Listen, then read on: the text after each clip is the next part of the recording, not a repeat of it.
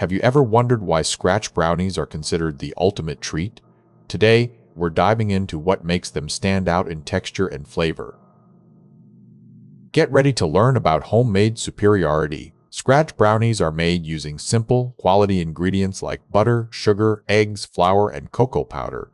This basic recipe allows for a more controlled process and richer taste compared to boxed mixes. Chocolate chips are essential in scratch brownies as they add texture and extra chocolate flavor, ensuring a gooey center and shiny, crackly tops. This is because they contribute to the overall moisture and sweetness of the brownie. Unlike boxed mixes, scratch recipes allow for adjustments like adding a bit of water with eggs, which achieves a moist, gooey texture without commercial emulsifiers.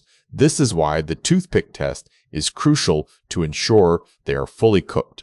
The process of making brownies from scratch typically takes between 35 and 45 minutes.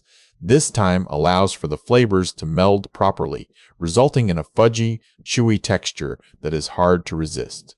The nutritional content varies based on the specific recipe. For instance, one popular recipe has around 204,333 calories per serving.